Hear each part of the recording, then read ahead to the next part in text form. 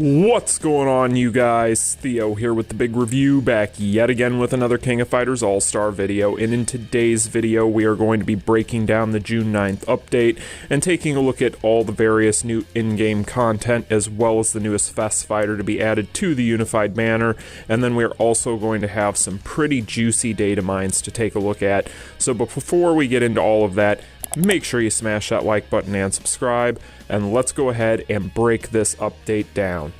So first off, let's go ahead and take a look at our newest super mission, and this is going to be a new Imprint stone super mission.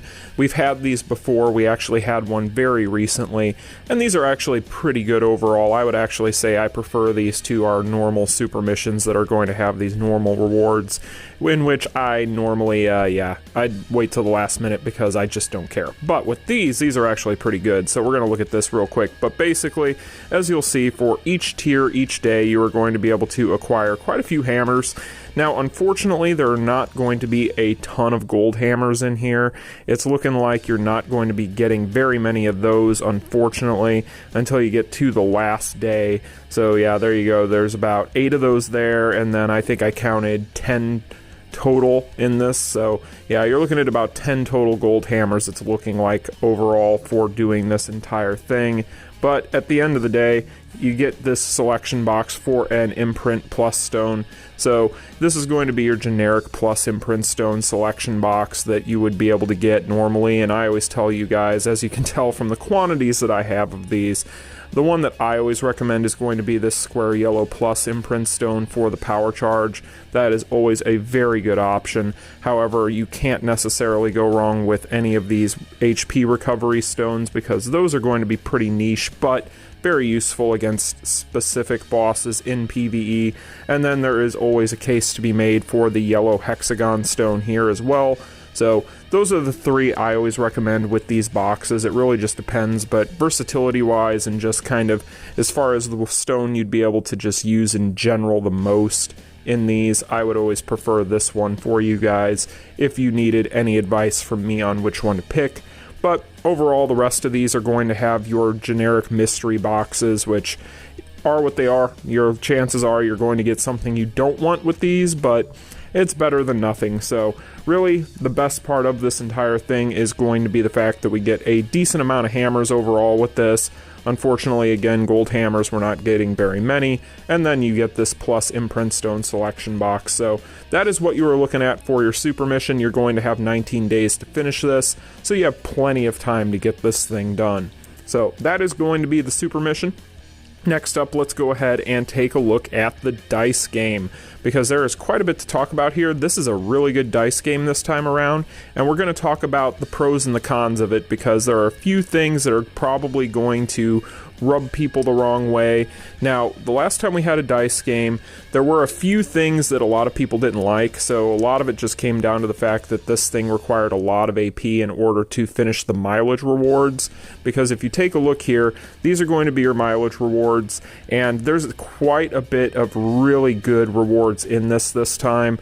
In fact, as you'll see, there's a decent amount of rubies this time around. You're going to be able to get a really nice amount of gold hammers as well as some capsules, some XP capsules, but then we also are going to get a dimensional invitation gold and a dimensional invitation purple for the final reward. So overall, the mileage for this is extremely good, but even better, and something that is probably going to cost people more AP than it's probably worth, is going to be these 50 rubies for the repeat reward. Now, to my knowledge, we have never had this as a repeat reward in the past. This seems to be new off the top of my head. Somebody in the comment section can correct me if I'm wrong on this, but we get 50 rubies once we have exceeded the 20 rounds on this board every time we round it thereafter. So 50 rubies isn't necessarily a ton. However, it is nice to see that we are going to be able to get extra rewards if we end up having extra dice to go around this board over time. But the problem is going to be, of course, the amount of AP that is going to be necessary in order to do that. So really, it's something where it's going to come down to how much AP pots you guys have as to whether or not this is going to be worth it for you.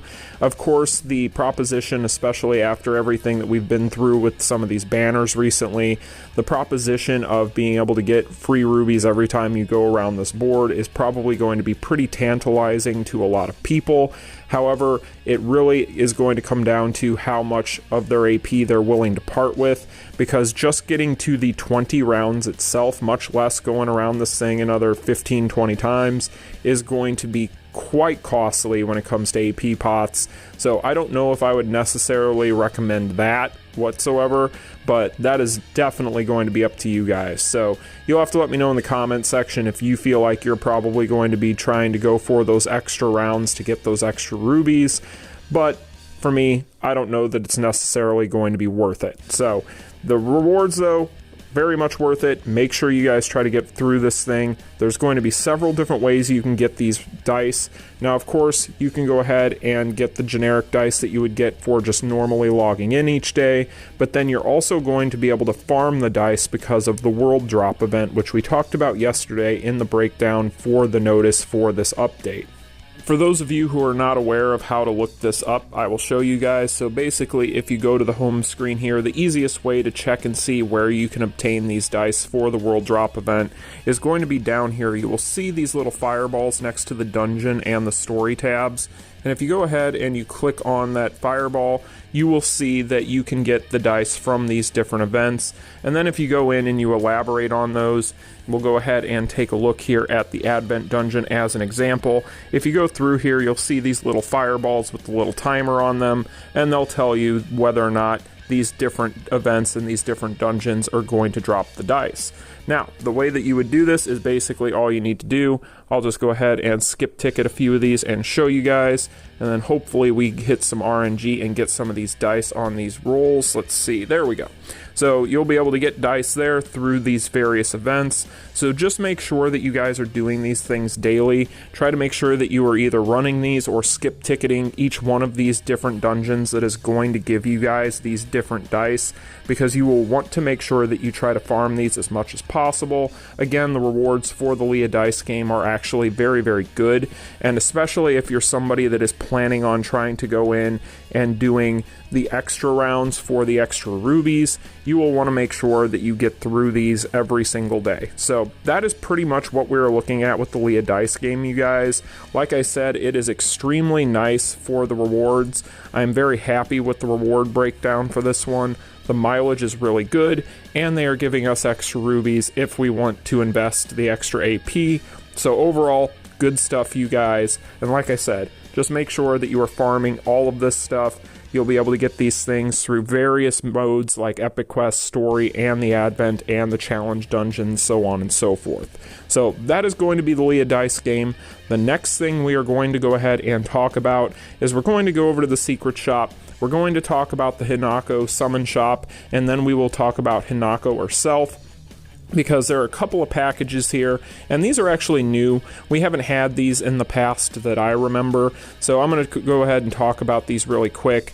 But you basically have a new dolphin or minnow box, or whatever you want to call this here, but this is going to give you 200 paid rubies, and it is going to give you 20 tokens total, so 2 multis for the unified banner for $7.99.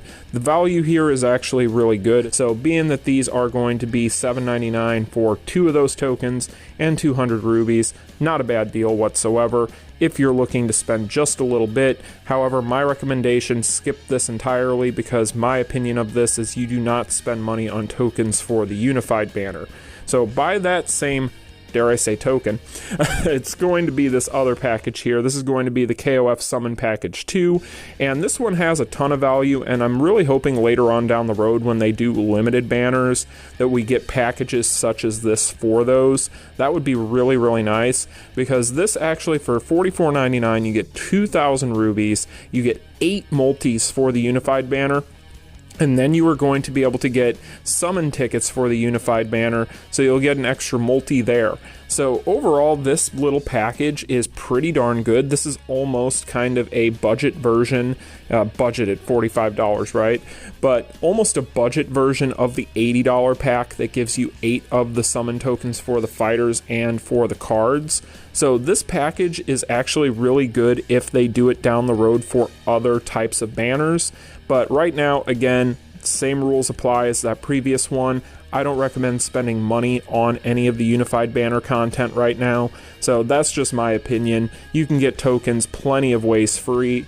So don't worry about spending money on any of this stuff. If you are considering it, it is worth it. You can get those tokens in other ways. So that is my opinion on those. Really excited to see the future and what the future holds for that Summon Package 2 if they decide to continue that structure going forward for other banners, because it gives people that can't spend $80 for the great big packages another option that's actually pretty decent overall. Now, the next thing that I want to go ahead and show you guys is actually going to be in your exchange shop, because they have gone ahead and they have added Lin's memories into the Hall of Elements exchange shop on a permanent basis. This is something they mentioned yesterday. So basically with Lin here, he is now going to be a permanent fixture in the Hall of Elements exchange shop alongside your normal rotation of 5 characters for each color each month. So you can get one of these monthly for Lin and eventually be able to A5 him for free. So pretty interesting that they decided to do this. I'm kind of interested to see if they are going to do this more often going forward and give us more free-to-play characters that we can build up to A5 for free. That would be really, really cool and a good way to keep the Hall of Elements relevant, because as it sits right now, it's really only going to be relevant for players that haven't been playing the game for a really long time, because 9 times out of 10, veterans are not going to need 90% of the things they see on this on a monthly basis. So very cool that they decided to add him in here permanently.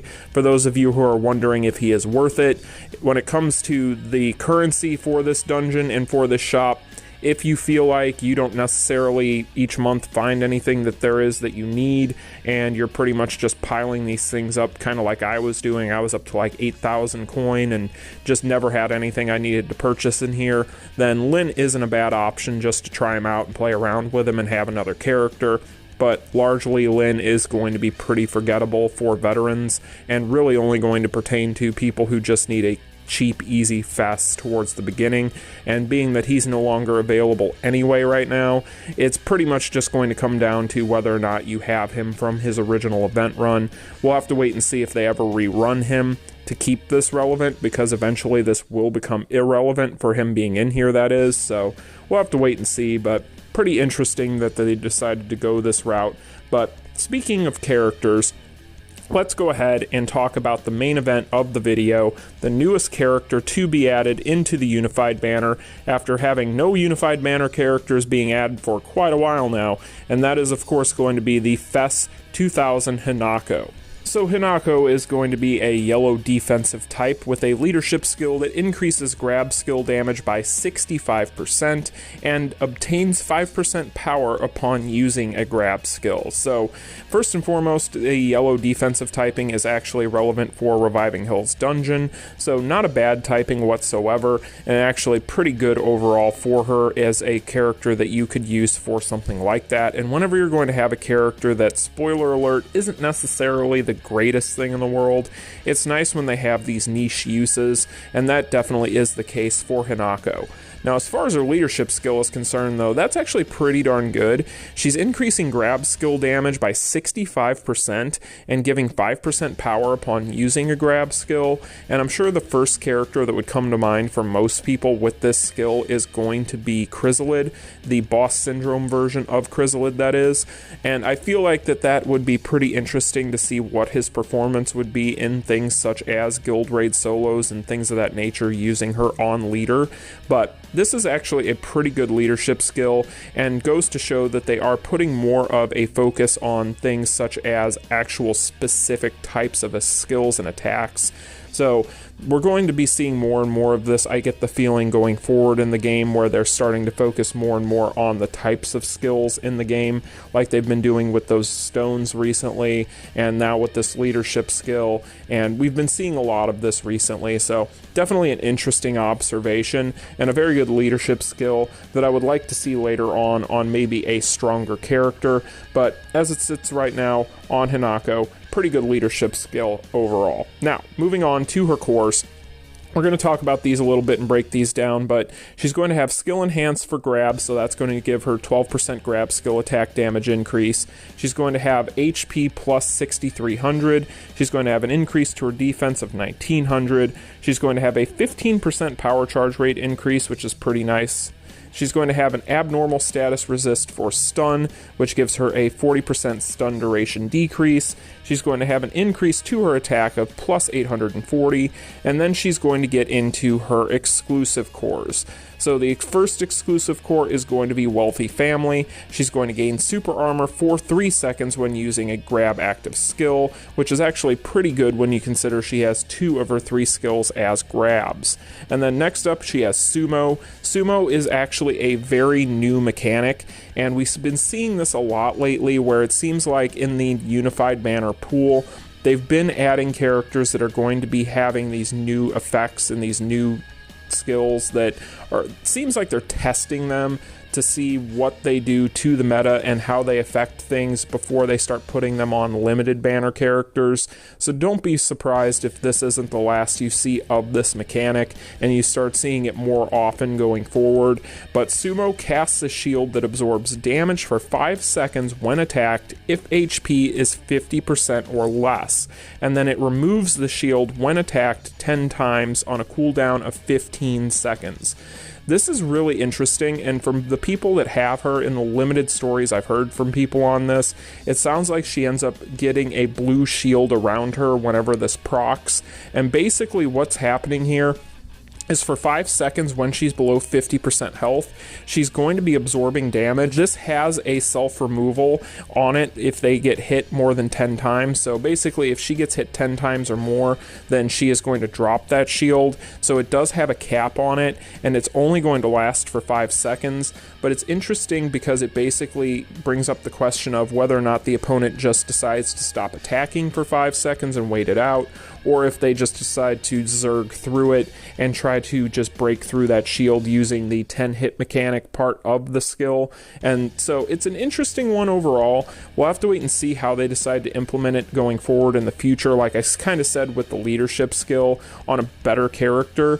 But this is a pretty strong core, and I do see it wreaking some havoc, especially in PvP, if they decide to start making this a regular thing. This is very similar to the case that was with Kim, where he had that reset on his S2 that could pretty much be infinitely cast as long as you were lucky enough to hit the percentage on it. So with that, we pretty much saw that as a test run of that mechanic, and then going forward later on, of course, with the new SS characters, both Kyo and Iori, we saw that added to them. So don't be surprised, like I said, if this mechanic isn't something we start seeing more often on better characters down the road. Now, moving on to her skills. She is going to have on her S1 deal Starlight damage equal to 35% of attack every 1 second for 7 seconds to the target upon landing a skill. And then on her PvP exclusive, she is going to have a 50% chance to remove the target's super armor or hyper armor upon landing a skill on a target with super or hyper armor. So she does have Starlight, so that's pretty good. This is going to be a strike skill, so it's her lone skill that is not a grab, that has Starlight as well as a 50% chance to remove super or hyper armor upon landing a skill on a target with those things. So in PvP, that will be very relevant. We've talked about this before, though. In PvE, it is entirely irrelevant. However, pretty good little skill overall, and the fact that she has Starlight, who doesn't have Starlight upon release anymore, really, at this point? It seems like 50% of the characters they've been releasing for months now have Starlight, but I digress. Now, on her S2, she is going to be pretty sparse. She's going to decrease damage received by 80% for 4 seconds. The 80% is a darn nice amount, but overall, a very sparse skill that when I was scrolling through these for the first time, I saw that and I'm like, yeah, this character's going to end up being a little sus. Because I looked at the skills before I looked at the course. So yeah, whenever you see a skill like that that is that sparse on information and things that it's doing for you, you know something's up. So that is going to be the S2. Now on the S3, she is going to have an 80% chance to break the target's guard upon landing a skill.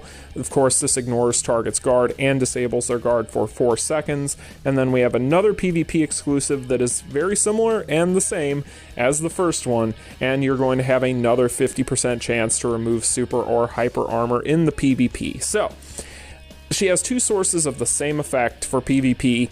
And you pretty much see what they're going for here. She just does not like super and hyper armor, so you know, I could definitely see this character actually being halfway decent, maybe in PvP. I don't see her being a top tier character by any stretch of the imagination, but somebody who is far more versed in PvP Championship can let me know if I am wrong on that.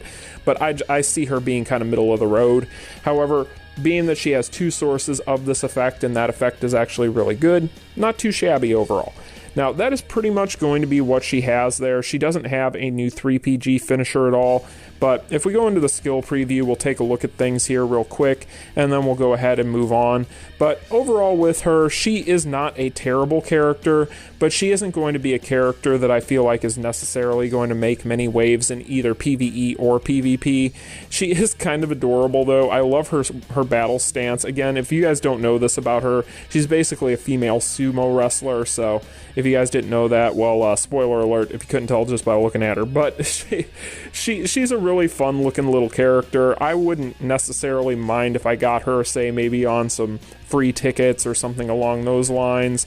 But as a character that lacks a proper 3PG finisher, and as a character that just her kit is not necessarily balanced or made necessarily for PvE, she's probably going to be one that I'm going to be skipping. However, she does have a few very interesting little things in her kit. I really like that leadership skill that she has. I really like that new core effect. So very interesting stuff. It's more interesting from a standpoint of thinking about future content than anything, but this character as she sits, I would definitely be passing on if I were you guys. I wouldn't be wasting rubies, much less tokens on her. So for you guys out there that are big fans of her, I'm sorry, but she's just not going to be a major player in the game that I can tell from just looking at this kit. So that's pretty much going to be Hinako in a nutshell. Now, for those of you who are unaware, she is going to have a separate slot up here with an increased rate above the rest of your chance up characters. So they've brought this mechanic back with the new character being added in here.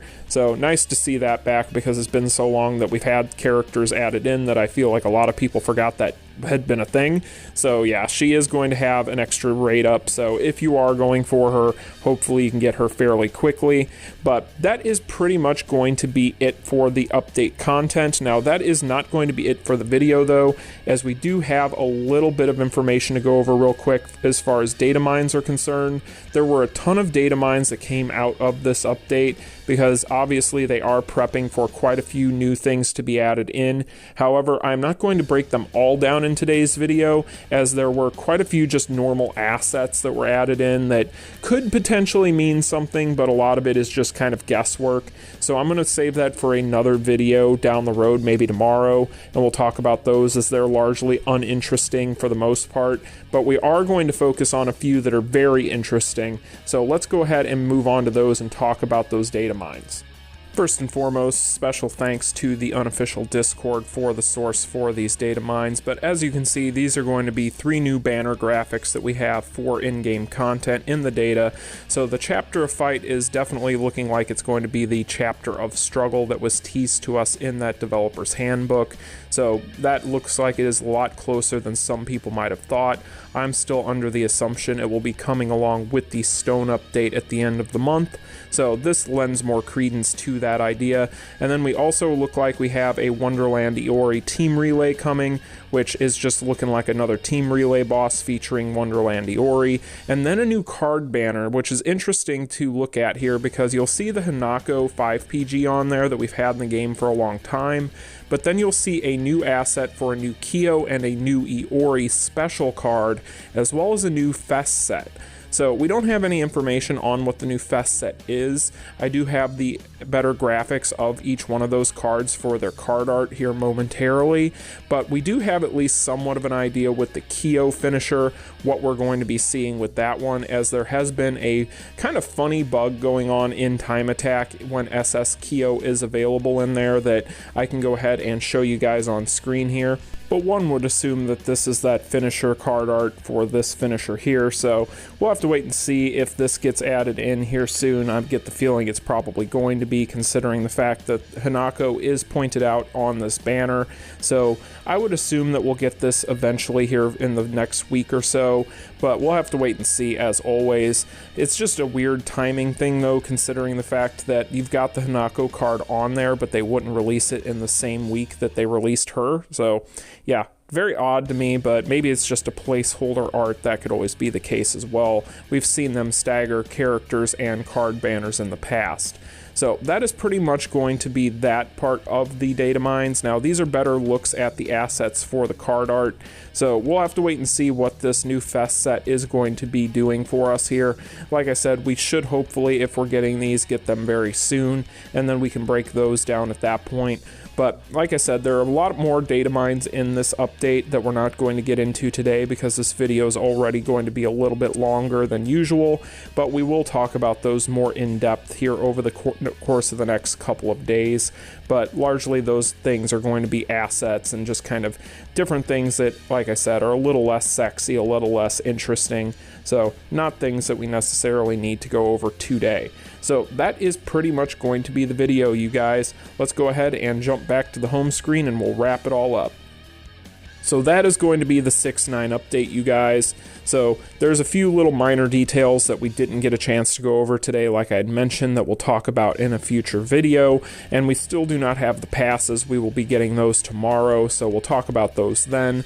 But overall, with this update, not too shabby. There's a few things in here that are actually pretty darn good overall. Like I had mentioned, the Leah dice game is actually going to be very, very good when you consider the fact that this mileage is very stacked as far as rewards compared to other dice games that we've had in the past. You can farm it, so that's pretty nice. The biggest issue with it, of course, is going to be the AP cost in order to do these rounds, especially if you're going to be going past the 20 that it would take to get that dimensional invite.